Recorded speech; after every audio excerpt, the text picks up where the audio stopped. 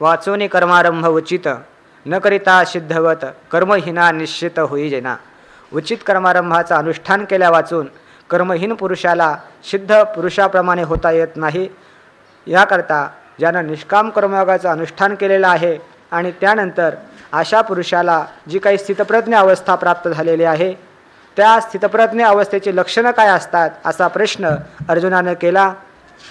अर्जुन म्हणतो आहे, स्थितप्रज्ञस्य का भाषा समाधिस्थस्य केशव स्थितधिक किम प्रभाषेत किमासीत व्रजत किम. अर्थात त्याची भाषा लक्षण काय आहे त्याप्रमाणे तो बोलतो कसा, किम आसीत कसा राहतो आणि व्रजेत कशा प्रकारचा व्यवहार करतो अशा प्रकारचा प्रश्न केलेला आहे.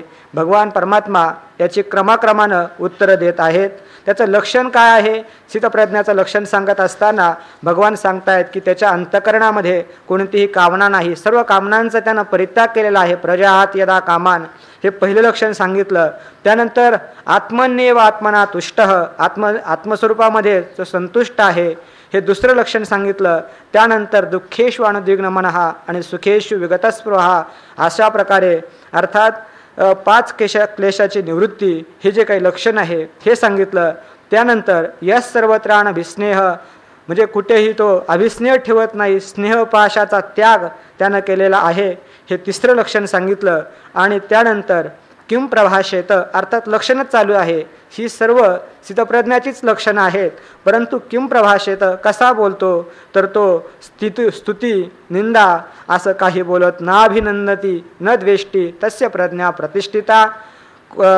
तर तो कोणाचा द्वेषही करत नाही अर्थात कोणाची स्तुतीही करत नाही आणि निंदाही करत नाही अशा प्रकारचा तो बोलतो. आणि त्यानंतर तिसरा प्रश्न होता किम आसीत तो कसा राहतो अर्थात कसा राहतो योगयुक्त होऊन राहतो याचं उत्तर आपलं चालू आहे.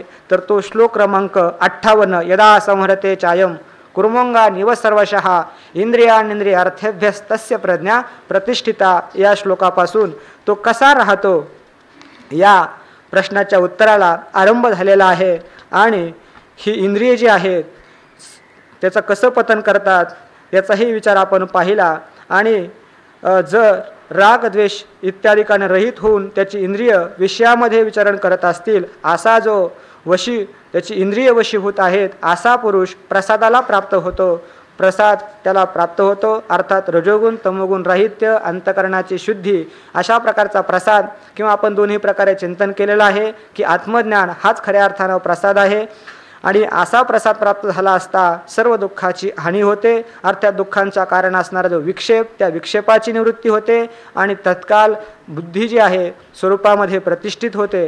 परंतु स्वरूपामध्ये बुद्धी प्रतिष्ठित होते त्याकरता पहिल्यांदा बुद्धी उत्पन्न झाली पाहिजे. बुद्धी शब्दाचा अर्थ आपण पाहिला ज्ञान पहिल्यांदा उत्पन्न झालं पाहिजे. नंतर ते ज्ञान कसं प्रतिष्ठित होईल याचा विचार आपण नंतर करू. म्हणजे याकरता बुद्धी कुणाला उत्पन्न होते त्याचा विचार आपण पाहिला. युक्तस्य बुद्धी असते या ठिकाणी अयुक्तस्य बुद्धी नास्ती. मग बुद्धी कुणाला प्राप्त होते अर्थात ज्ञान कुणाला प्राप्त होतं जो योगयुक्त आहे. अर्थात युज शब्दाचा अर्थ आपण पाहिला योग अर्थात जोडणं जी काही साधनं सांगितलेली आहेत भगवत प्राप्तीची साधनं असतील कोणती ती श्रवण मनन निधिध्यासन इत्यादी साधनं म्हणा किंवा त्याचप्रमाणे अष्टांग योग असेल तर ही जी काही साधनं आहेत तर या साधनाच्या द्वारा जो युक्त आहे त्यालाच ज्ञान प्राप्त होतं. आणि अशा साधनानं जो युक्त आहे त्याच्याच ठिकाणी भावना निर्माण होते, त्या तत्त्वज्ञानाविषयी श्रद्धा निर्माण होते. श्रद्धा असेल तर त्या तत्त्वज्ञानाचं मनुष्य मनन निधिध्यासन करेल अन्यथा करणार नाही. त्याच पुरुषाला भावना प्राप्त होते. आणि ज्याच्या अंतकरणामध्ये भावना नाही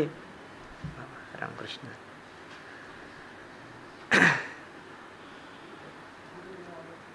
बाबा आले तर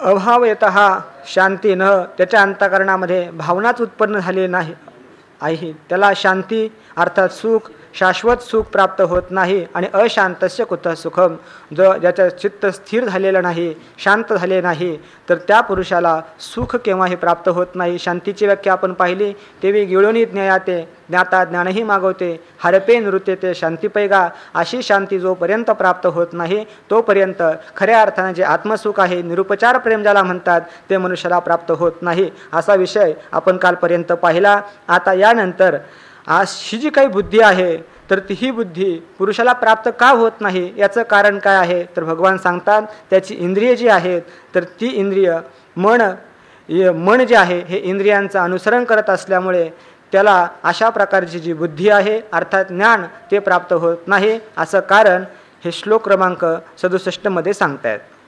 इंद्रियाणामि चरतां यन्मनोनुविधीयते तदस्य हरते प्रज्ञां वायुर्नावमिवाम्भसि. इंद्रियाणां हि चरतां मनोनुविधीयते तदस्य हरते प्रज्ञां वायुर्नावमिवाम्भसि.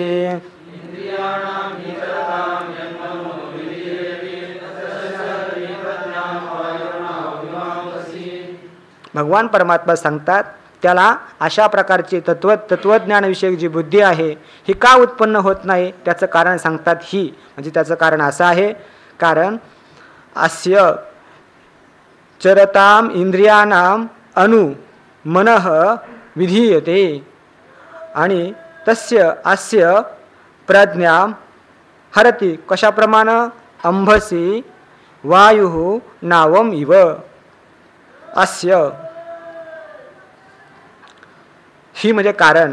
काय कारण आहे त्याचं सांगतात. अस्य हा जो पुरुष आहे, तर त्याच्या इंद्रियां चरताम इंद्रियानाम, विषयामध्ये विचरण करणारी जे इंद्रिय आहेत, तर त्या इंद्रियानाम अणु, इंद्रियांच्या पाठीमागे मनः विधीयते, मन अनुसरण करत असतं. त्या इंद्रियांच्या पाठीमागे मन जातं आणि ते मन काय करतं, तद म्हणजे ते मन जाणारं, यन्मनः यत तदोर नित्यसंबंध.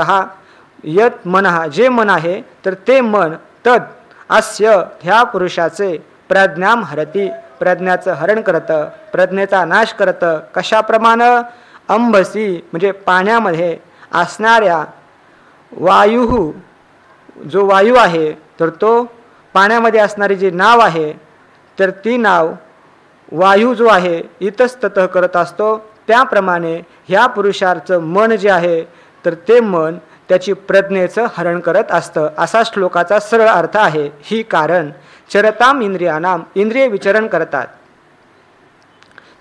इंद्रिय विचरण करतात. कुठे इंद्रिय विचरण करतात? ज्याप्रमाणे पशु जे आहेत हे अरण्यामध्ये, रानामध्ये विचरण करतात, त्याचप्रमाणे इंद्रिय जी आहे ही इंद्रिय देखील पशुप्रमाणे आहे. इंद्रिय हे विचरण करत असतात. आणि चरताम इंद्रियानाम अर्थात विषय यांचं चरण्याचं रान कोणतं असेल, तर विषय हे काय आहे, या इंद्रियांचं चरण्याचं रान आहे. शब्द, स्पर्श, रूप, रस आणि गंध हे जे 5 विषय आहेत, हे 5 विषय या इंद्रियांचं चरण्याचं रान आहे. आणि ह्या इंद्रियामध्ये चरणारे जे इंद्रिय आहेत, तर त्या इंद्रियांच्या पाठीमागे अनु यन्मनः विधीयते, यन्मनः विधीयते जे मन जात असतं, अर्थात इंद्रियांचं अनुसरण करतं, तर ते मन, जे मन इंद्रियांच्या पाठीमागे जातं, असं जे मन आहे, तर ते मन प्रज्ञा, प्रज्ञा शब्दाचा अर्थ केलेला आहे भाष्यकारांनी. आत्मनात्म विवेकापासून उत्पन्न झालेली जी बुद्धी आहे, तर त्या बुद्धीचं हरण करतं, अर्थात विवेक ज्ञान जे उत्पन्न झालेलं आहे, आत्मज्ञान जे उत्पन्न झालेलं आहे, त्याचा नाश करतं. कशाप्रमाणे? दृष्टांत सांगितला, पाणी असावं आणि त्या पाण्यामध्ये नौका असावी आणि त्या नौका कडेला पोहोचतानाच वायू आला, वारा आला आणि तो वारा पुन्हा त्या नौकेला भोवऱ्यामध्ये सापडतो आणि तिला उडवून टाकतो. त्याप्रमाणे हे जे मन आहे, तर ह्या साधकाच्या प्रज्ञेला, बुद्धीला नाहीसं करतं. असा या श्लोकाचा सरळ अर्थ आहे. तर आपण पाहिलं, ही जी बुद्धी आहे ही मनुष्याला प्राप्त होत नाही.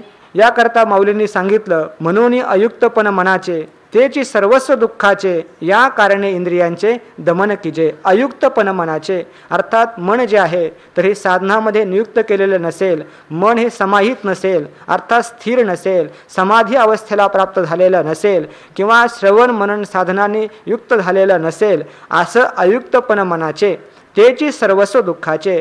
सर्व दुःखाचं बीज काय असेल तर मनाचा अयुक्तपणा. सारखं हवा असेल अंतकरणामध्ये, मन स्थिर नसेल, याला म्हणतात अयुक्तपण. आणि तेच सर्व दुःखाचं बीज आहे. त्याच्यामुळेच सर्व दुःख प्राप्त होतात. मन जर स्थिर असेल, शांत असेल तर मनुष्याला दुःख होत नाही. चित्ताच्या चंचलतेमध्ये दुःख आहे आणि तेच योगी पुरुष जो आहे तर समाधीमध्ये का राहतो? कारण चित्त स्थिर आहे, त्यामध्ये आनंदाची अभिव्यक्ती होते.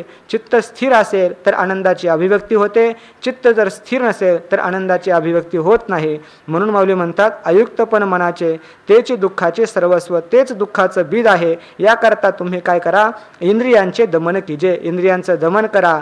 दमन करा अर्थात इंद्रियांचा निग्रह करा. इंद्रिय सांगत असताना केवळ 5च इंद्रिय आहेत असं नाही, तर दशेंद्रिय 10ही प्रकारचे इंद्रिय आहेत. तर प्रत्येक इंद्रियांना आपापल्या विषयापासून आवरा. इंद्रियांचा निग्रह करा.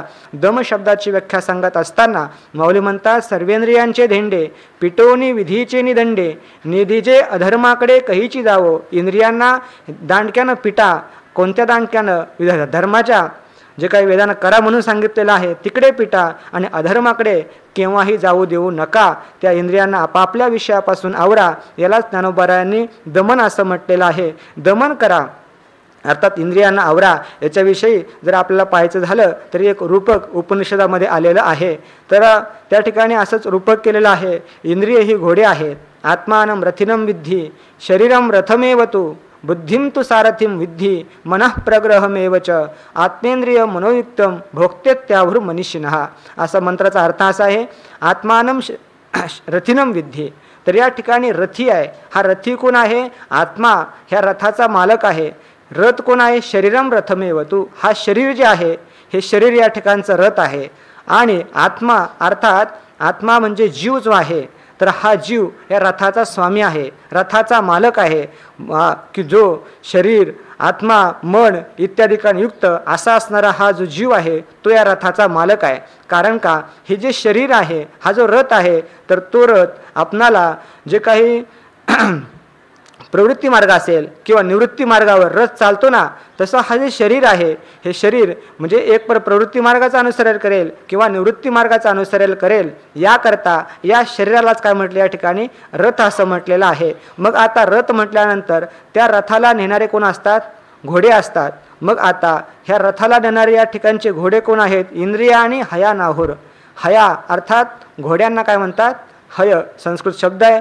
तर घोडे जे आहेत इंद्रिय आणि हया नाहू ही सर्व इंद्रिये जी आहेत तर हीच या रथाचे काय आहेत? घोडे आहेत. इंद्रिय आणि हया नाहूर विषयांस तेषु गोचरान. मग आता ह्या इंद्रियरूपी घोड्यांना फिरण्याकरता जागा पाहिजे. मग ती जागा कोणती आहे? तर शब्द स्पर्श रूप रस गंध हेच कोणी काय आहेत? विषय आहेत. मनः प्रग्रहमेवच. आणि त्या घोड्यांना आकळणारा कोण असतो? लगाम असतो. तर लगाम कोण आहे? मन हा या ठिकाणचा लगाम आहे. बुद्धी जी आहे बुद्धिं तु सारथिं विद्धी मनः प्रग्रहमेवच.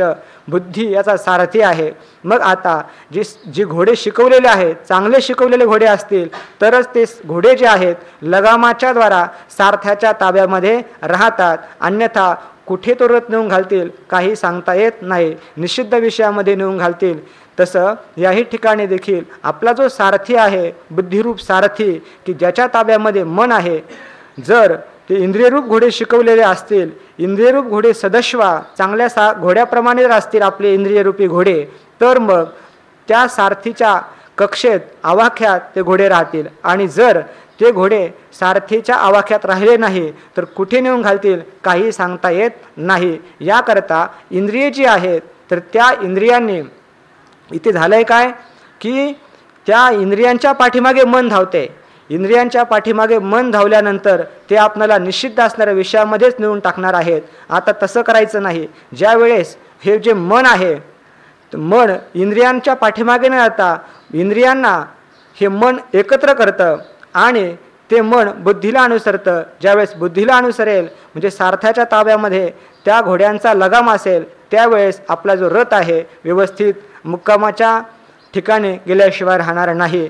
तर त्या ठिकाणी म्हणतात की यस्त्व विज्ञानवान भवती समनस्क सदा शुचिः.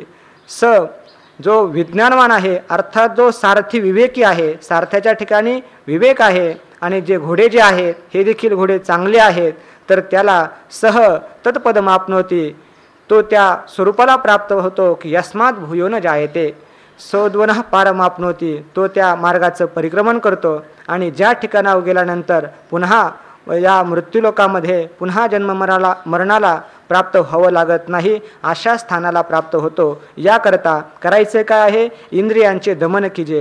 हे इंद्रियरूपी घोडे आहेत, कसेही मोकाट सुटतात, परंतु त्यांचं दमन करायचे, त्यांना चांगल्या प्रकारे शिकवायचं आहे आणि त्याचा लगाम हा बुद्धीच्याच हातात पाहिजे.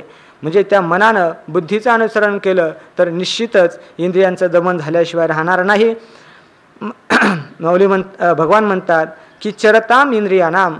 आता ह्या विषयामध्ये विचरण करणारे आहे, जसे गुरं चरतात त्याप्रमाणे हे इंद्रिय जे आहेत हे देखील चरतात. चरणे हा शब्द आलेला आहे कारण त्या धातुपाठामध्ये शब्द आलेला आहे. चर शब्दाचा अर्थ गती भक्षणयो, अर्थात चर शब्दाचा चर चरती, जाणे असाही आहे आणि भक्षण असाही आहे. जसं गुरं जे आहेत खातात त्याप्रमाणे हे जे काही प्राणी जीव आहे तर तो देखील हा खातो. काय खातो? तर शब्द स्पर्शादी विषय यांचं ग्रहण करतो. म्हणून म्हणतात चरताम इंद्रियानाम. कारण घडलं काय? त्याला हे ज्ञान का प्राप्त होत नाही? ज्ञान प्राप्त न होण्याचं कारण काय आहे? चरताम इंद्रियानाम. ही इंद्रिय शब्द स्पर्शादी विषयामध्ये विचरण करत असतात आणि विचरण करत असताना कसलाही काही एक विचार करत नाही. आपण कुठे चरत आहोत याचा काही एक विचार करत नाही. कारण इंद्रियांची धाव काय? विषयांचे वढी पतनाचे जोडी वरी हाव. इंद्रियांची स्वाभाविक प्रवृत्ती जी आहे ही खालारा धावे पाणी.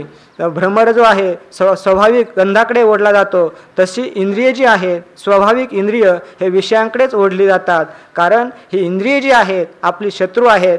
आचार्य जे आहेत प्रश्नोत्तरीमध्ये प्रश्न केला असता के शत्रवाहा, प्रश्न विचारला शत्रू कोण आहेत? निजेंद्रियानी.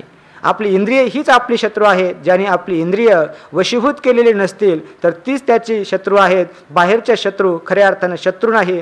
त्या शत्रूपेक्षा अनंत पटीनं दुःख देणारे शत्रू कोणते असतील तर आपली इंद्रिय.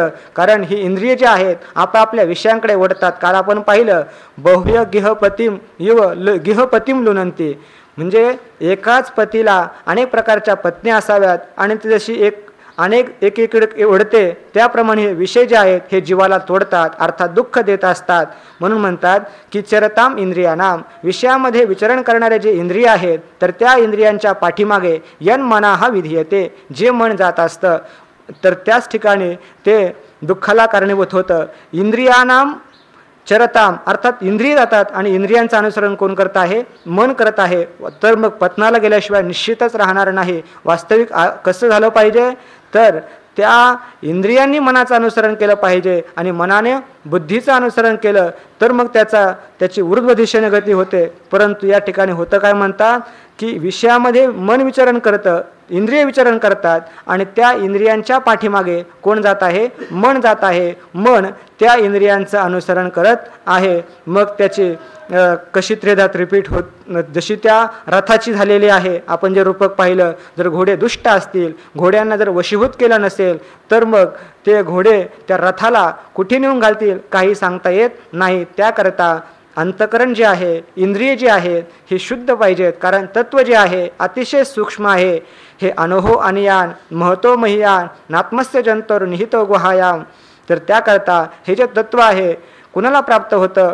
तर श्रुतिमाता सांगते धातू प्रसादान धातू प्रसादात महिमान मवापनोती. धातू प्रसादात अर्थात इंद्रियांची शुद्धी पाहिजे, अंतकरणाची शुद्धी असेल तरच त्याला हे तत्व प्राप्त होईल. इंद्रियांच्या शुद्धी वाचून अंतकरणाच्या शुद्धी वाचून हे ज्ञान प्राप्त होत नाही. माऊली देखील हेच सांगतात की माऊली म्हणतात तैसे मोक्ष देईल ज्ञान येथ कीर नाही आण परी तेची थारे ऐसे मन शुद्ध व्हावे. ते ज्ञान स्थिर राहण्याकरता अंतकरण शुद्ध असेल नाही निर्मळ जीवन काय करील साभन तैसे चित्त शुद्ध नाही ते तर बोध करील काही. त्याकरता इंद्रियांची शुद्धी अत्यंत आवश्यक आहे. त्याचप्रमाणे मनाची शुद्धी बुद्धीची शुद्धी असेल तरच काय होईल? ते ज्ञान प्राप्त होईल. ह्या पुरुषाचं झालं काय म्हणतात? चरताम इंद्रियानाम. इंद्रिय जी आहेत विषयामध्ये विचरण करत असताना त्या इंद्रियांच्या पाठीमागे मन जाऊ लागलेलं आहे. मन त्या विषयांचं अनुसरण करू लागलेलं आहे आणि मग तर त्यावेळेस असं असणारं मन, कसं मन की जे विषयांचं अनुसरण करत आहे. आता मन जे आहे, आता मन जर मन जे आहे स्वाभाविक मोकाट असतं, त्या मनानं काय करायचं असतं, बुद्धीचं अनुसरण करायला पाहिजे. कारण इंद्रिय काही एक विचार करत नाही, हे मलिन आहे की हे ग्राह्य आहे, हे त्याज्य आहे, याचा काही एक विचार तो इंद्रियांच्या ठिकाणी नसतो. मग हे सुख, हे दुःख, याच्यामध्ये सुख आहे, याच्यामध्ये दुःख आहे, त्याचप्रमाणे हे चोख, हे निर्मळ, हे चांगलं आहे की वाईट आहे, असा विचार कोणाच्या ठिकाणी आहे, हा विचार बुद्धीच्या ठिकाणी आहे. म्हणून त्या मनानं बुद्धीचं अनुसरण करायला पाहिजे, पण ते मन इंद्रियांचं अनुसरण करायला लागलेलं आहे.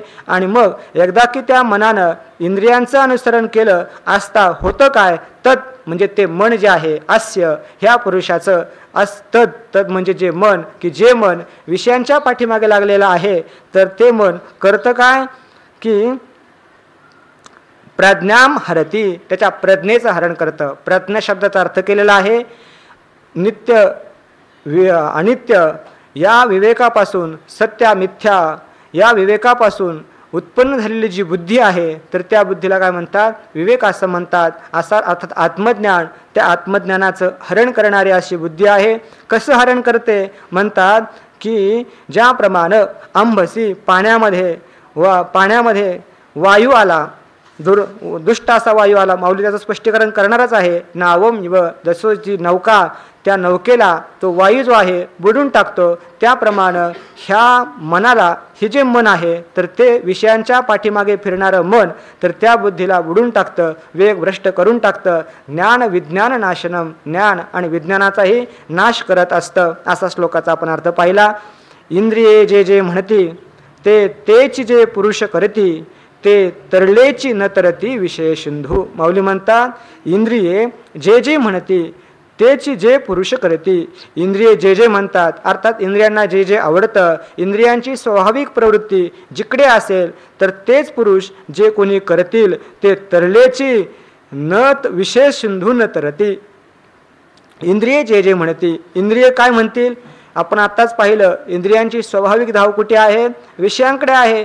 त्यामुळे इंद्रिय निषिद्ध विषयांकडे जाणार. आणि असं असताना जे इंद्रियांचं ऐकेल, इंद्रियांतर ते पुरुष, तेच जे पुरुष करतात, तर ते तरलेची म्हणजे तरायला लागलेत, परंतु न तरती, जवळजवळ आले होते, परंतु विषय सिंधू न तरती, विषय हा अथांग सागर आहे, ते तरू शकत नाही.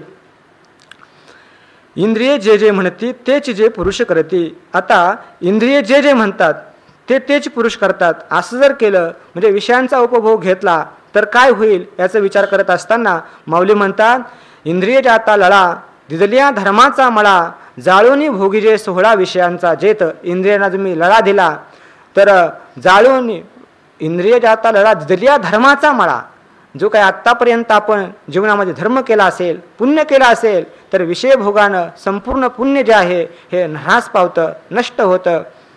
जाळूनी भोगी जे सोहळा, विषय ज्या भोगांचा सोहळा ज्या ठिकाणी भोगतो त्या ठिकाणी सर्व धर्म जो आहे या धर्माचा ह्रास होत असतो. आणि विषय तेत ठावो पातकांशी, ज्या ठिकाणी विषय आहे त्या ठिकाणी पातक येत असतात. विषय आले की पातक आलेले आहेत. वाढे जवळजवळ मोह तव विषयी रोहो, आणि विषय तेत ठावो पातकाशी, ज्या जो विषय भोगत असेल त्या ठिकाणी पातक जे आहेत हे हमखास येत असतात. किंवा माऊली म्हणतात या इंद्रियांना लळा देऊ नये, इंद्रियांना लळा दिला तर याचा परिणाम अतिशय वाईट होणार आहे. तर तिसऱ्या अध्यायामध्ये म्हणून इंद्रिये के जाणतेनी पुरुखे लाळाविना कौतुके आधी करुणी, जाणत्या पुरुषानं इंद्रियांना लळा देऊ नये, कारण हे कुठे नेऊन घालतील काही सांगता येत. हा, हे लाड देणं म्हणजे कसं आहे, सर्पाशी खेळणं, कधी सर्प चावा घेईल, कधी आपल्याला मृत्युमुख सदनाला पाठवेल काही सांगता येत नाही. सर्पेशी खेळू येईल, व्याघ्र संसर्ग सिद्धी जाईल, वाघाच्या संबंधामध्ये राहता येईल का, शक्य नाही. व्याघ्र संसर्ग सिद्धी जाईल. सांगे हलहाल जिरेले सेविल्या काही, हलहाल विषाचं सेवन केलं असता ते पचल काय, पचणार नाही. अर्थात विषाचं सेवन केल्यानंतर निश्चितच काय आहे, मरण आहे, मरण ठरलेलं आहे. तर विष देखा खेळता जरी अग्नी लागला तर मग तो मग तो न सावरे जायचा, तो भडकला की तर कितीही सावरण्याचा प्रयत्न केला तरी तो देखील आवरला जात नाही. तैसा इंद्रिय जाता लळा दिला भला नव्हे. त्याप्रमाणे इंद्रियांना लळा दिला, लाड पुरवले तर ते काही चांगलं नाही. याकरता होऊ नको तो काही या मनाधीन, नायके वचन याचे काही. हटियाची गोष्ट मोडोनी काढावी, सोयी धरावी विठोबाची. या मनाचं ऐकू नका, या इंद्रियांचं ऐकू नका. इंद्रियांची जी स्वाभाविक प्रवृत्ती आहे त्या प्रवृत्तीला खीळ घाला आणि त्या इंद्रियांना, मनाला पुन्हा आत्मन्येव वशम नये, आत्मस्वरूपाच्या ठिकाणी तुम्ही स्थिर करा. इंद्रिय जे पुरुष करतात, जे म्हणतील ते करतात. इंद्रिय मागे नांद्या होऊनी फिरे, मनामागे नांद्या होऊनी फिरे. असं जर केलं तर मात्र तुमचं कल्याण होणार नाही. माऊली म्हणतात तेच जे पुरुष करतात ते तरलेची. जे ते तरलेत अर्थात आयुष्यभर साधना केलेली आहे, आयुष्यभर साधना केलेली आहे. आणि आता काय काही जर तो विषयभोगामध्ये प्रवृत्ती झाला, इंद्रियांना लळा दिला तर ते काही चांगला नाही. कारण इंद्रिय जे आहेत माणसाला केव्हा फसवतील काही सांगता येत नाही. आयुष्याच्या शेवटच्या श्वासापर्यंत मनुष्यानं सावध राहिलं पाहिजे, कारण इंद्रिय केव्हा फसवतील हे काही सांगता येत नाही. म्हणून माऊली म्हणतात ते तरलेची, तरळाला आलेले आहेत, आयुष्यभर साधना केलेले, आयुष्यभर वैराग्य धारण केलेलं आहे. मग आता काय शेवटच्या काळामध्ये जर आपण असं म्हटलं की काय काम नाही झालो पाही रिकामा, फावल्या त्या करू चेष्टा, निश्चळ द्राष्टा वैसोनिया, असं म्हणून काही उपयोगाचं नाही. किंवा ज्ञानोबा म्हणतात आता काय ते वैराग्य जे आहे ते ढिले तेव्हाचे करी, वैराग्यासारखे गाडेले हातेर होते भले, ते अंगित्राण होते भले, तेही नावे के ढिले तेव्हाचे करी. वैराग्य ढिलं करतो. आता काय शेवटच्या काळामध्ये वैराग्य थोडं ढिलं झालं तरी काय त्याचा, पण वैराग्य ढिलं झालं म्हणजे वैराग्याचा त्याग करायचा असा याचा अर्थ नाही आहे. तर वैराग्याचा अर्थ ढिलं करायचं अर्थात त्याच्याविषयी आग्रह नसणं हेच त्या ठिकाणचं वैराग्य ढिलं करणं आहे. वैराग्य जे आहे हे शेवटपर्यंत ढिलं होत नाही. आणि जर ढिलं झालंच तर काय होईल, आपल्याला पहिली गोष्ट ज्ञान होणार नाही. आणि एकदा ज्ञान झालं असलं तरी देखील जीवनमुक्तीचं विलक्षण जे सुख आहे तर त्या सुखाचा उपभोग घेता येणार नाही. याकरिता इंद्रिय जी आहेत शेवटपर्यंत आपण त्या इंद्रियांचा निग्रह केलाच पाहिजे. म्हणून ज्ञानोबा म्हणते ते तरलेची. जरी त्यांनी आयुष्यभर साधना केली असली, त्यांना वाटलं की आता आपण तरलो, पण तरी ते विषय सिंधून तरते. कारण हा विषय जो आहे हे सिंधूप्रमाणे आहे. हे सागर जसा अथांग असतो, सागर पार करणं एवढं सोपं गोष्ट नाही. भवसिंधू हा दुस्तर, नुल्लंघवे नुल्लंघिता पार, बहुत वहाविले दूर, नलगेची तीर पैलथडी, असा सिंधू आहे. त्याप्रमाणे विषय जे आहेत हे सागराप्रमाणे आहेत. हे सहसा साधकाला पार करता येत नाही. ते विषयरूपी सिंधू आहे. विषय जे आहेत तर ते विषय आणि विष हे दोन्ही मारणारे आहेत. विष फक्त एकदाच मारतं, परंतु विषय मात्र साधकाला वारंवार मारत असतात. त्याची आसक्ती राहते. आसक्ती राहिला की पुन्हा जन्म, पुन्हा मरण, पुन्हा जन्म. विष जे आहे एकदाच मारतं, पण विषयाहीपेक्षा खतरनाक कोण असतील तर हे विषय आहेत.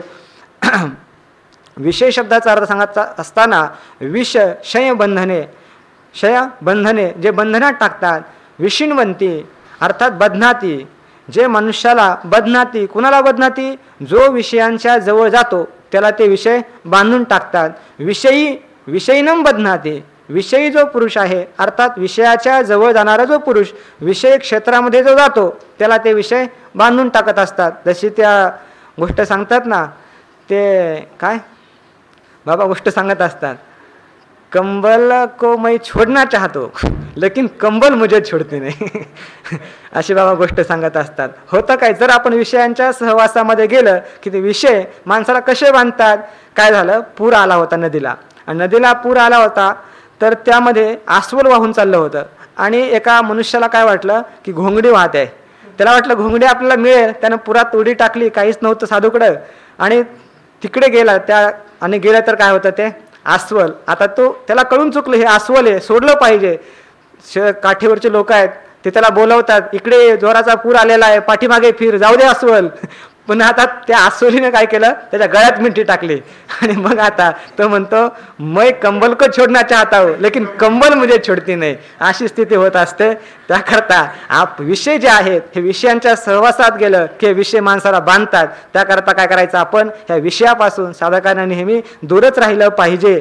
तर हे विषय सिंधू आहे, विषय सागराप्रमाणे आहेत, अथांग आहेत. त्याप्रमाणे विषय माणसाला केव्हा कोणत्या क्षणी कसे कोणत्या वेळेस कसे बांधतील काही सांगता येत नाही. विषय जे आहेत हे कसे बांधतात मनुष्याला याचा विचार जर पाहायचा असला तर विस्तारपूर्वक पाहायचं म्हटलं तर चिरंजीव पद काढायचं आणि शब्द स्पर्श रूप रस गंध हे जे विषय आहेत पाचही विषय साधकाला कशा प्रकारे नाडतात, कशा प्रकारे फसवणूक करतात.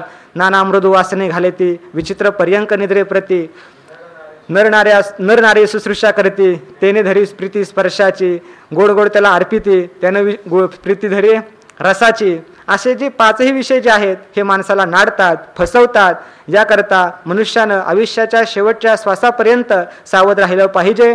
याकरता माऊली म्हणतात, जरी ते तरले आयुष्यभर साधना केली असं वाटलं पण तरी देखील मनुष्यानं काय राहिलं पाहिजे, सावध राहिलं पाहिजे. वर्ष झाले 60 मातबाबांची एक ओवी आहे.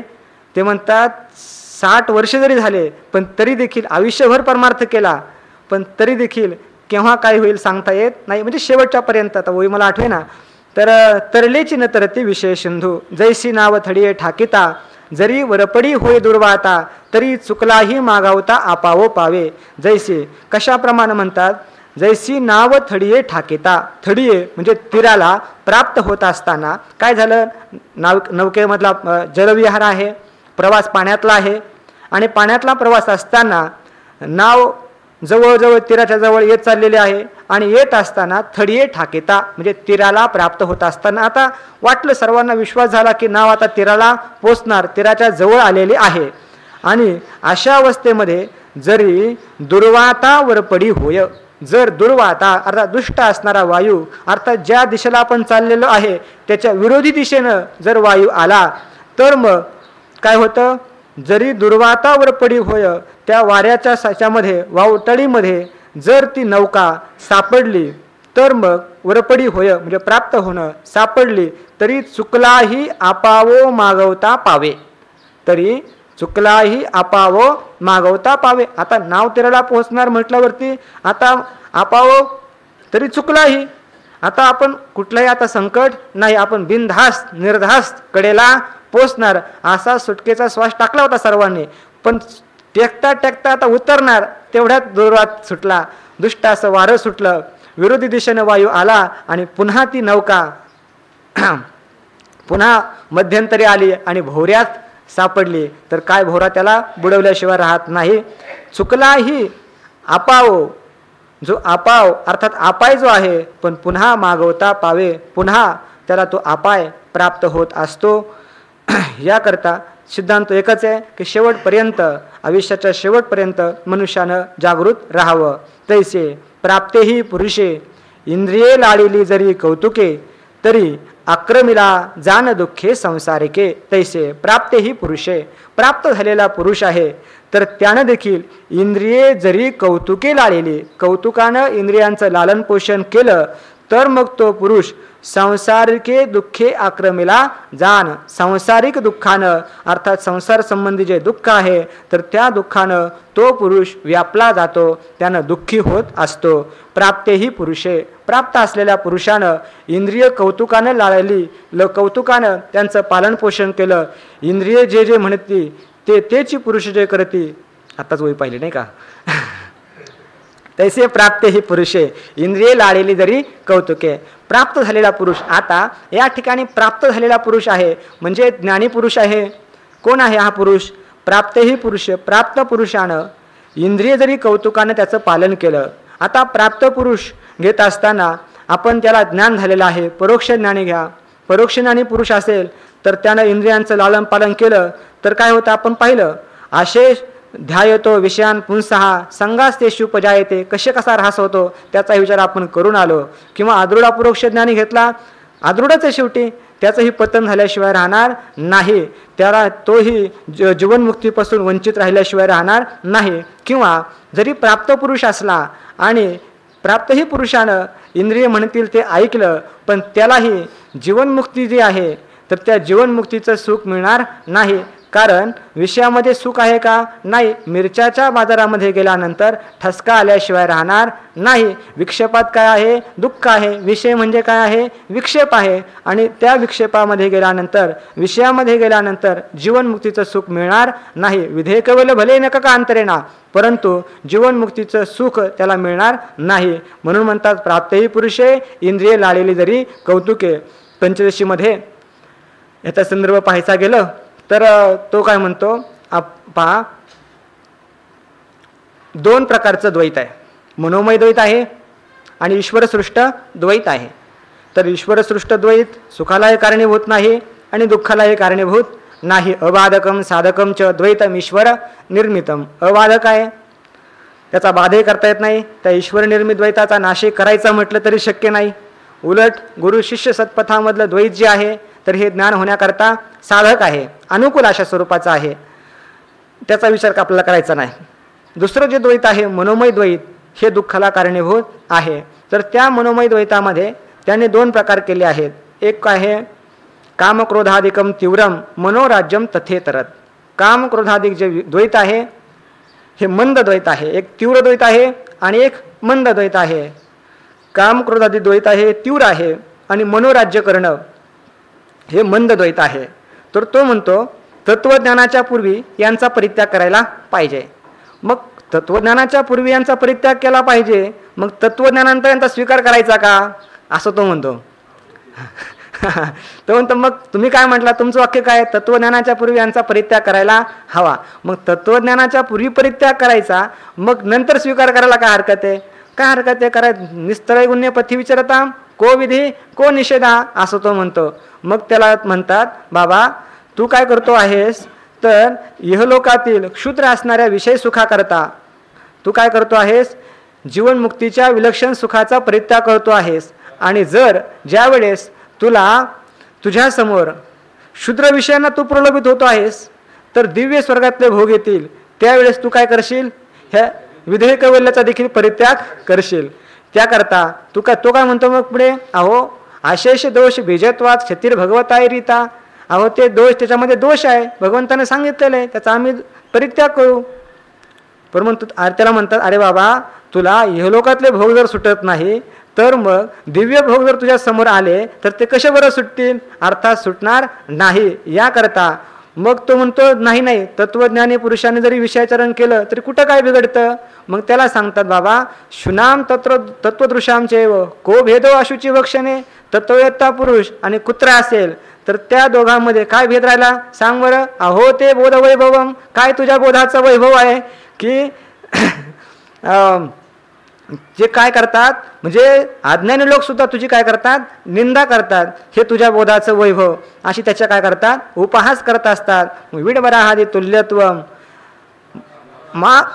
मा कांक्षेस तत्वविद भवान सर्वधी दोष संत्यागात लोकही पूज्यस्व देव. त्याला सांगतात बाबा विडबराहादी तुल्यत्वम, विष्ठा खाणाऱ्या डुकराप्रमाणे जीवन जगण्याची इच्छा करू नको.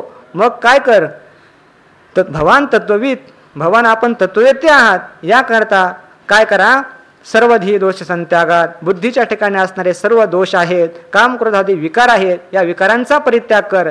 सर्वधी दोष संत्यागात लोकही पूज्यस्व देववत, आणि लोकांकडून देवाप्रमाणे पूजा करून घे. है ना, खिटर कशाला खाता, नाहीतर तुमच्या बोधाचं वैभव सिद्ध होईल. याकरता काय करा, प्राप्त ही पुरुषे, प्राप्त असलेल्या पुरुषानं इंद्रिय जरी कौतुकाने देखील त्याचं लालन पालन केलं तरी इंद्रिय हे सोकत असतात. त्यामुळे इंद्रियांना सुकून देता कामा नये. तर हे ज्ञानी पुरुष जो आहे तर बाबा सांगत असतात हा जो भेद आहे त्याला निस्त्रय गुणे पथी विचारता को विधी को निषेध, या संदर्भाविषयी बाबा एक गोष्ट सांगत असतात. काय झालं, एक साधू महात्मा होता, त्याच्याकडून काहीतरी निषिद्ध, एक पतिव्रता माऊली होती, काहीतरी निषिद्ध आचरण घडलं आणि मग ती म्हटली की आता माझा पातिव्रत्य भंग झालं, मग आता काय करायचं. एका महापुरुषाला विचारलं तर ते म्हटले ते जे महापुरुष आहेत ते खरोखरच महापुरुष आहेत, परंतु तरी देखील जर परीक्षा केलीच पाहिजे, कारण महापुरुष देखील चाचपून पाहिले पाहिजेत. तर मग तिने काय केलं, त्यांनी सांगितलं महापुरुषांनी, तू काय कर,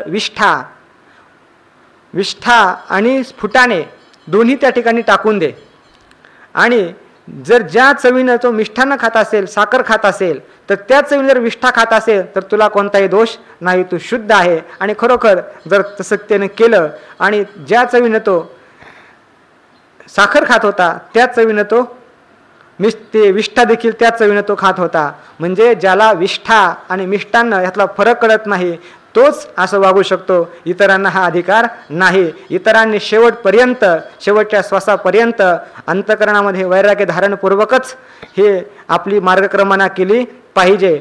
आपण पहिल्यांदाच पाहून आलो, ज्ञान हे तर आपलं स्वरूपच आहे, ज्ञान हे तर आपलं स्वरूपच आहे, पण वैराग्य हा आपला स्थायी भाव असला पाहिजे की त्या वैराग्यामध्ये, साधकाच्या जीवनामध्ये वैराग्याचाच खरा आनंद असतो, अपरिग्रही वृत्तीचाच खरा आनंद असतो आणि त्याच्याच जीवावर साधक चालत असतो. दिसताना बाहेरच्या मनुष्याला जरी दुःख वाटत असलं, याच्यात सगळी प्रतिकूलता आहे, पण त्याच्या अंतःकरणामध्ये कारण आत्मसुख प्राप्त झालेलं नाही, मग जो आनंद आहे तो विक्षेप अभावाचा अर्थात वैराग्याचा आनंद आहे, त्याच्या जीवावरच साधक चालत असतो. प्राप्तेही पुरुषे इंद्रिय लाळलेली कौतुके, अर्थात आपण पाहिलं परोक्ष ज्ञानी असेल, दृढ अपरोक्ष ज्ञानी असेल किंवा प्राप्त जरी पुरुष असला पण त्यालाही जीवनमुक्तीचं सुख मिळणार नाही. प्राप्तेही पुरुषे इंद्रिय कौतुके लाळलेले, कौतुकानं विनोदानं सहज, आता काय तुम्ही आम्ही खेळीमिळी गदारोळी आनंदे, आता तत्वज्ञान तर झालंच आहे असं म्हणून कौतुकानं लिलेनं जरी विषयांकडे आकर्षित चित्त होईल तर मग काय होईल म्हणतात, संसारिके दुःखी आक्रमिला जाण. सांसारिक दुःख आहे अर्थात संसार संबंधाने येणारं जे दुःख आहे तर ते दुःख त्याला प्राप्त झाल्याशिवाय राहणार नाही. संसारिक दुःख कोणतं आहे, जन्म मरण हेच काय आहे, सांसारिक खऱ्या अर्थानं दुःख आहे. किंवा संसारामध्ये राग द्वेष काम क्रोध लोभ मोह मद मत्सर हे सर्व विकार आहेत, हे संसारा संबंधानं विकार आहेत. चंचू प्रवेश हा मुसल प्रवेश हा केव्हा होईल काही सांगता येत नाही. त्यामुळे रात्रंदिवस सतर्क आपण असलं पाहिजे. निद्रा न लागे अहर्निशी, छेदोनी आळसासी दौडोनिया निद्रेशी, आत्मचिंतन अहर्निशी अविश्रमेशी करावे. आळस निद्रा यांचा परित्याग करून अखंड आत्मचिंतनात मनुष्यानं राहावं, तरच ही इंद्रिय आवरली जातील. इंद्रियांचा लाड पुरवायचा नाही, कारण हे इंद्रिय ही आपली शत्रू आहेत. तस्मा तो संसारिके दुःखी आक्रमिला जाण, संसारिक दुःख त्याच्यावर आघात करतात, त्या विकाराने हा विकारी होत असतो. म्हणून तात्पर्य काय आहे, इंद्रियांना लाड द्यायचे नाहीत, इंद्रियांचं दमन करायचं आहे. आणि असा पुरुष जो इंद्रियांचं दमन करतो तर त्याचीच बुद्धी जी आहे ही स्थिर होते. हा जो विषय आपण 58व्या क्रमांकापासून सुरुवात केला, यदा संहरते चायम, तर त्या विषयाचा समारोप या ठिकाणी किम आसीत, कसा राहतो अर्थात वैराग्यशिवाय संपन्न जीवन जगतो, इंद्रियांना विषयापासून आवरतो, आत्मबुद्धी वृत्ती जी आहे आत्मस्वरूपाच्या ठिकाणी स्थिर करतो, असा तो राहतो. या प्रश्नाच्या उत्तराचा या श्लोकामध्ये समारोप करतायत. तस्माद्यस्य महाबाहो निगृहीतानि सर्वशः इंद्रियाणेन्द्रियार्थेभ्यस्य प्रज्ञा प्रतिष्ठिता.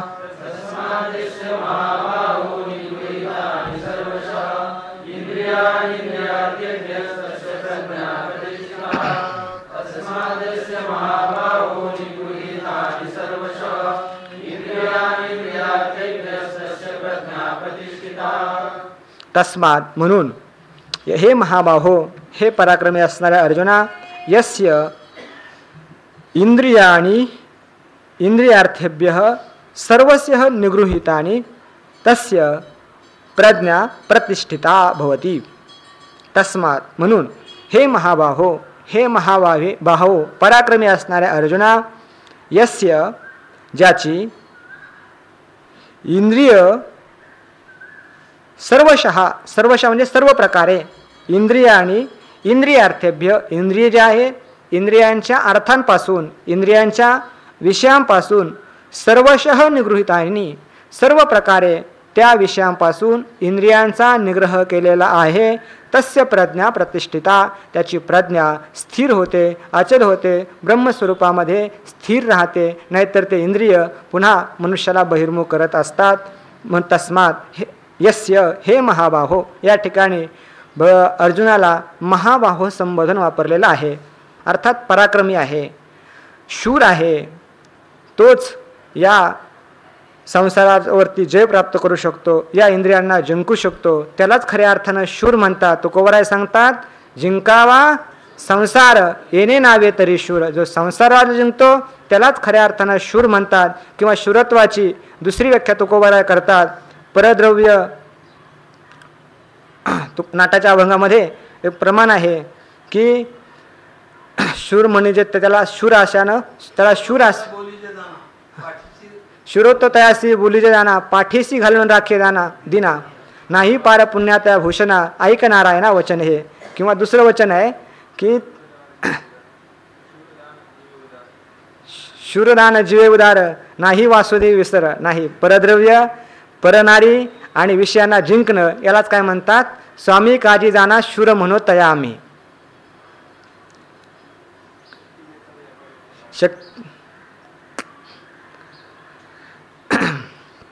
तर त्यालाच खऱ्या अर्थानं काय म्हणतात, ज्यानं विषयाला जिंकलेलं आहे त्यालाच काय म्हणतात, शूर असं म्हणतात. 4 व्याख्या केलेल्या आहेत. शूर कशाला म्हणायचं, पराव्यानारी माऊली समान, परधनी बाटो निधी मन, जीवित्व ते तृणा समान, स्वामी काजीदान शूर म्हणो तयामी. या 4 काय म्हणतात, शूर असं म्हणतात. परद्रव्य, परनारी, स्वामी काजामध्ये सादर, आणि तिसरं राहिलं ते जीवन तृणा समान. स्वतःच्या जीवाची काही एक किंमत नाही. कितीही जरी कष्ट प्राप्त झाले हे इंद्रिया आणि विषयांची ताटातोट करताना, तरी देखील त्याला काही एक किंमत वाटत नाही. यदिच्छन्तो ब्रह्मचर्यम चरंती, ज्याच्याकरता ब्रह्मचर्याची साकडी निष्ठुर होऊनी बापुडे इंद्रिय करते. इंद्रियांना दिनवान किती काही हो त्याचा काही एक विचार करत नाही, त्यालाच खऱ्या अर्थानं शूर असं म्हणतात. दिठी ठेवणी जयाते ब्रह्मचर्यादी व्रते, मुनीश्वर तपाते आचरताती. अर्थात देहाची इंद्रियांची काही एक जीवत्वाची विचार करत नाही. महाबाहो सर्वशः अर्थात सर्व प्रकारे सर्व विषयांपासून इंद्रियांना जो आवरतो. इंद्रियानी इंद्रियार्थेभ्य, इंद्रियानी म्हटलेलं आहे. अर्थात 5 विषय म्हटलं नाही. इंद्रिय म्हणजे सकल इंद्रिय घ्यायचे. अर्थात सकल इंद्रियच नाही, इंद्रियांचा राजा असणारा की जो मन आहे त्यालाही ग्रहण करायचं आहे. तर त्या प्रत्येक इंद्रियांच्या विषयापासून त्याला आवरायचं आहे. आणि असं केलं असता तस्य प्रज्ञा प्रतिष्ठिता, त्याचीच ब्रह्मस्वरूपामध्ये जी वृत्ती आहे स्थिर होते. अर्थात त्याचं ज्ञान दृढ होत असतं. म्हणून आपुली आपण पेया, जरी इंद्रिये ती आया तरी अधिक काही धनंजया सार्थक असे. म्हणून आपुली आपण पेया, आपलीच असणारे जरी आपली आपण पेया म्हणजे आपल्याला इंद्रिये आया येतील, इंद्रिय आपल्या स्वाधीन होतील, आपली इंद्रिय आपल्याला आवरतील, आपले म्हणत आपण जे म्हणू ते करतील. तयाची प्रज्ञादान स्थिती पाजली असे. माऊली म्हणतात की ज्याची इंद्रिय, ज्याचं मन म्हणतले करते तयाची प्रज्ञादान स्थिती पातली असे. इंद्रिय येते आया, इंद्रिय स्वाधीन होतात. म्हणजे इंद्रिय स्वाधीन होतात, आपल्यालाच इंद्रिय आवरतात. त्याच्यापेक्षा हे धनंजया आणखीन काही सार्थक आहे का? याच्यापेक्षा मोठं सार्थक कोणतंही नाही. सर्वात मोठं सार्थक कोणतं असेल तर हित कशामध्ये असेल तर आपली इंद्रिये जी आहेत हे आपल्या ताब्यात आली पाहिजेत. तर तीच आपले काय आहेत, मित्र आहेत. म्हणून आपली आपण पेया, जरी इंद्रिये आया येते म्हणजे इंद्रिय आपल्या स्वाधीन होतील, तर हे धनंजया याच्यापेक्षा अधिक काही सार्थक असे, याच्यापेक्षा अधिक काही कल्याण आहे का? हे सगळ्यात मोठं कल्याणाचं साधन आहे की इंद्रिय आपल्या स्वाधीन असले पाहिजेत, इंद्रिय आपल्याला आवरली पाहिजेत. बाबांनी सांगितलं पाठीमागे, इंद्रियाने तोच मोकाट सोडू शकतो की जो केव्हाही कोणत्याही क्षणी आवरू शकतो, त्यालाच अधिकार आहे, इतरांना सोडण्याचा देखील अधिकार नाही. देखे कुर्मजिया परी वाईला अवेव पसरी, ना तरी इच्छावसी आवरी आपण पेची. देखे म्हणजे पहा, कुर्मजिया परी दृष्टांत दिलेला आहे कुर्माचा म्हणजे कासवाचा. कासव जे आहे जियापरी उवाईला अवेव पसरी, कासव जे आहे तर ते प्रसन्न असेल, शांत असेल, आनंदी असेल तर त्यावेळेस ते कासव आपल्या अवयवांना पसरतं. आणि ना तरी इच्छावसे आपण पेची आवरी आणि इच्छा वसे. आणि आता आपल्याला वाटलं की पुन्हा ते कासव जे आहे ते आपल्याला आवरून घेतं. म्हणजे साधकानं कसं राहावं, कासवाप्रमाणे राहावं. कासव जसं असतं त्याप्रमाणे राहता आलं पाहिजे. महापुरुष जे आहेत हे कसे असतात, कासवाप्रमाणे. त्यामुळेच मंदिराच्या बाहेर जर गेलं, कोणत्याही मंदिराच्या बाहेर कासवाची आकृती असते. ती याच करता असते की आपण कासवाप्रमाणे राहायला शिकलं पाहिजे. कासव हे आपल्याला शिकवत आहे की असं तुम्ही मंदिरात प्रवेश केलेला आहात, जागृती करून देत आहे, तुम्ही आता असं राहायला पाहिजे. यदा संहरते चायम कुर्मंगा निव सर्वशः. अशा प्रकारे राहिलं पाहिजे. ते कासव जे आहे ना, तर त्या कासवाच्या अनेक प्रकारच्या विशेषता आहेत. अनेक विशेषता आहे कासवाच्या. कोणत्या कोणत्या विशेषता आहेत, तर कासव जे आहे ना तर अतिशय कठोर असतं. बाहेरून दगड फुटेल, काशकानंद स्वामींनी असं लिहिलंय, दगड मारला तर दगड फुटेल पण त्याची बाहेरची कवच फुटत नाही. अर्थात कठोर असतं. आणि आतमध्ये जे आहे अतिशय मृदू अशा स्वरूपाचं असतं. त्याचं जे काय आतमधील अवयव आहेत अतिशय मृदू अशा स्वरूपाचे असतात. तसं आपण देखील कठोरही असलं पाहिजे आणि मृदूही असलं पाहिजे. मग कठोर आपण म्हणजे कासव बाहेरून कठोर आहे पण आतमध्ये मात्र मृदू अशा स्वरूपाचं आहे. तसं साधकानं बाहेर कठोर राहावं, अर्थात विषयांविषयी कठोर राहावं. विषय आतमध्ये ठसा उमटता कामा नये. जरी विषया प्रारब्ध प्राप्त जे आहेत, इच्छा नसताना देखील किंवा जीवननिर्वाह करता जेवढे विषय आहे ते आपल्याजवळ येणारच, त्याच्याशिवाय जीवननिर्वाही होणार नाही. पण विषय जरी जवळ आले तर ते विषय कसे असावेत, विषय जेवण करत असताना कसं असावं. गुलाबजाम, कालच्या गुलाबजामचे आज आठवण येता कामा नये. तर ते करत असताना त्यांनी असा दृष्टांत दिलेला आहे की ते म्हटलेस जर साधकाचं जीवन कसं असावं, एक निगेटिव्ह म्हणजे कॅमेरा, थोडक्यात कॅमेरा काढतो, कॅमेऱ्याने फोटो काढतो आणि आरशामध्ये आरसा आपल्या समोरून जातो आणि कॅमेरा हे आपल्या समोरून जातो.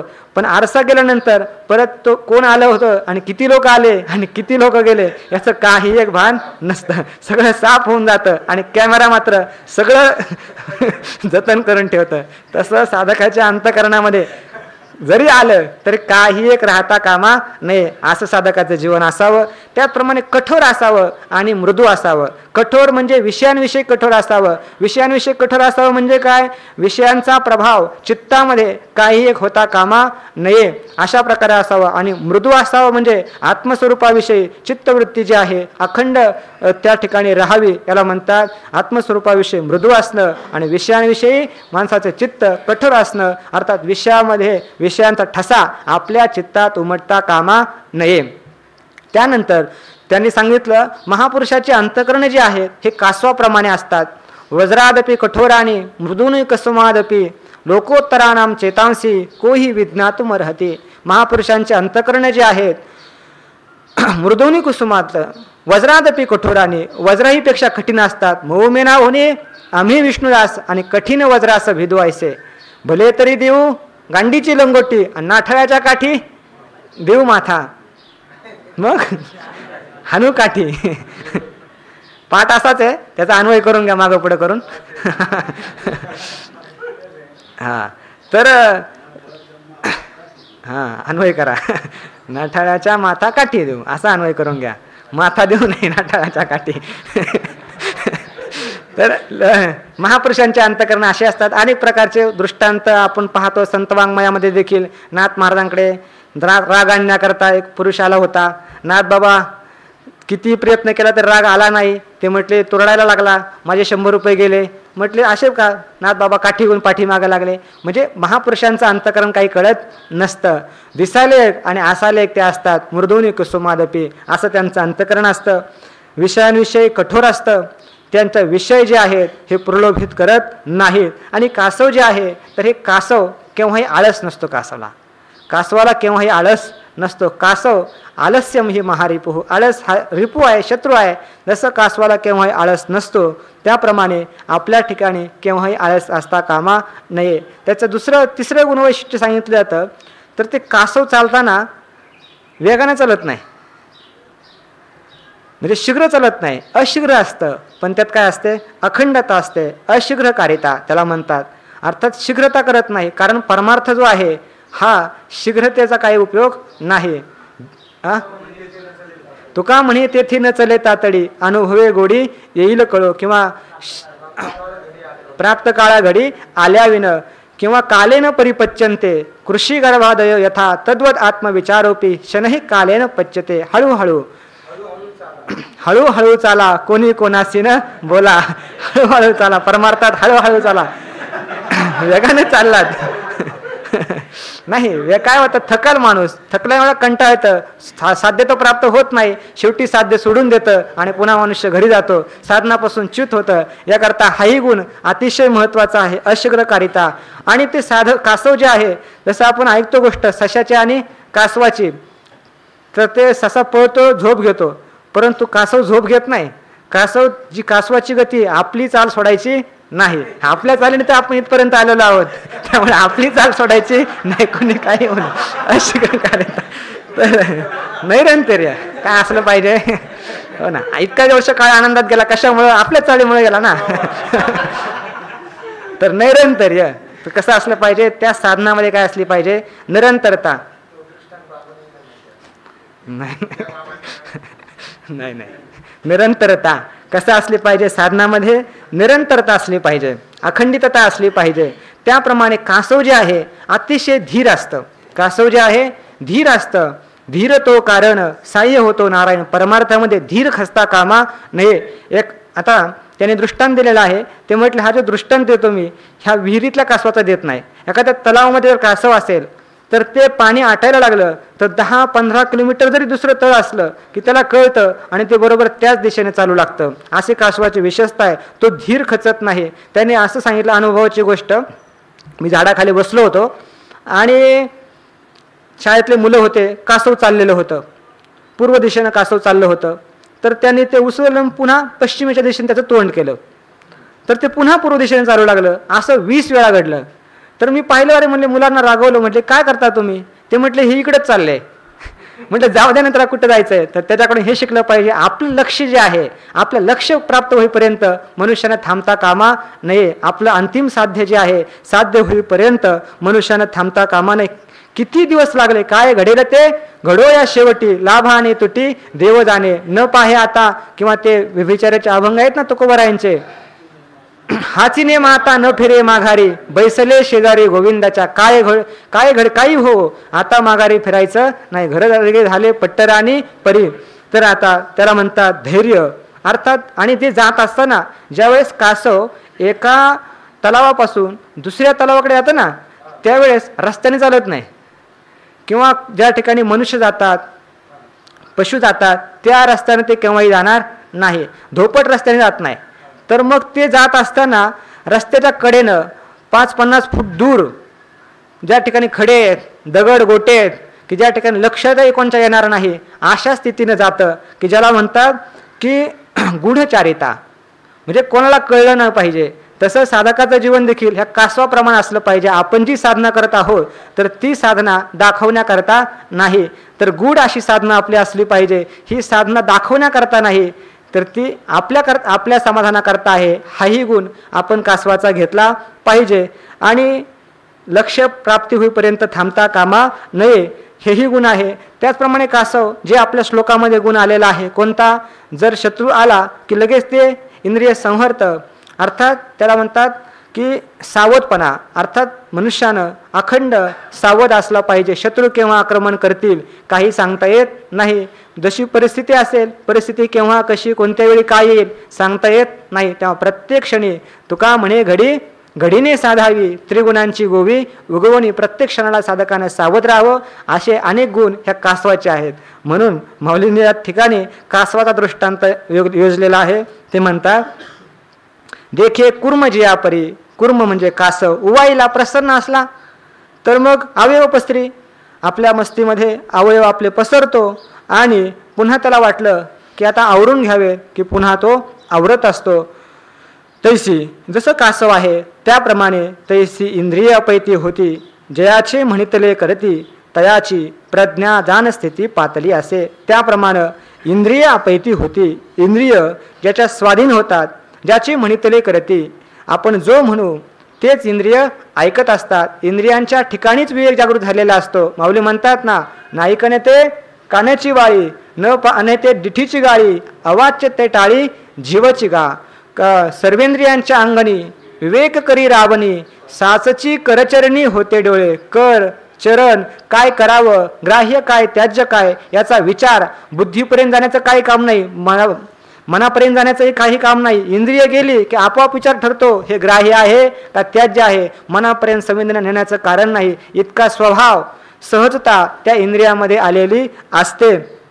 जयाचे म्हणितले करती. आणि मग अशाच पुरुषाची तयाची प्रज्ञा जाणे स्थिती पातली असे तर त्यालाच प्रज्ञा जी आहे अर्थात आत्मविषयक असणारी बुद्धी जी आहे आत्मनात्म विचाराच्या द्वारा ज्याला स्वस्वरूपाची ओळख ब्रह्मस्वरूपाची ओळख ज्याला म्हणतात, आत्मज्ञान म्हणतात, त्या ज्ञानामध्ये जी स्थिरता म्हणतात. केवळ ज्ञान होऊन चालत नाही, काही वेळेला त्या उपजले जे ज्ञान आहे तर ते ज्ञान विश्रांतीही वरो वाढे. 16व्या अध्यायामध्ये म्हणतात ना, ज्ञान उत्पन्न झाल्यानंतर विश्रांतीही वरो वाढे. अर्थात त्या ज्ञानाला स्थिरता प्राप्त यायची असेल तर ह्या संपूर्ण इंद्रियांचा संहार केला पाहिजे. रात्रंदिवस अहर्निश अखंड तच्चिंतनम तत्कथनम अन्यन्यम तत्प्रबोधनम, जेणेकरून हे इंद्रिय विषयांकडे जे आपोआपच काय होतील त्याचा स्वभावच मोडून जाईल. आता किती आपण काही केलं तर हा बाबा पुढे जाऊनच देत नाही. मग ते किती दिवस हे करतील, ते पुन्हा आपला स्वभाव हट्टी स्वभाव जो आहे हा सोडून देतात आणि पुन्हा मग काय करतात आपल्या स्वरूपाच्याच ठिकाणी हे स्थिर होतात. तयाची प्रज्ञा दान स्थिती पातळी असे त्यालाच ही प्रज्ञा जी ब्रह्मात्मविषयक असणारी बुद्धी ही प्राप्त होत असते. आता अनेक एक गहन पूर्णाचे चिन्ह अर्जुना तुझं सांगेन परिसप. आता यानंतर अनेक अशा प्रकारचं गहन खोल अशा प्रकारचं गंभीर अशा स्वरूपाचं जे कोणालाही कळणं शक्य नाही सहजासहजी आज त्याला म्हणतात गहन. तुका म्हणे नेनो युक्तीचे ते खोली, त्याची खोली कळत नाही असं असणारं गहन खोल गूढ अशा प्रकारचं जो काही बहिर्मुख विषयासक्त पुरुषांना हे लक्षण केव्हाही कळणार नाही असं असणारं गहन ते पूर्णाचं पूर्ण पुरुषाचं पूर्ण स्वरूपाला पूर्ण अवस्थेला प्राप्त झालेला जो पुरुष आहे त्याचं काय लक्षण असतं तर ते लक्षण तुला सांगणार आहे. ते परीस ते ऐक. पण आता ऐका. या निशा सर्वभूतानां तस्यां जागृती संयमी यस्यां जागृती भूताने सा निशा पश्यतो मुनेः. या निशा सर्वभूतानां तस्यां जागृती संयमी यस्यां जागृती भूतानि सा निशा पश्यतो मुनेः. या निशा सर्वभूतानां तस्यां जागृती संयमी यस्यां जागृती भूतानि सा निशा पश्यतो मुनेः. पुण्डली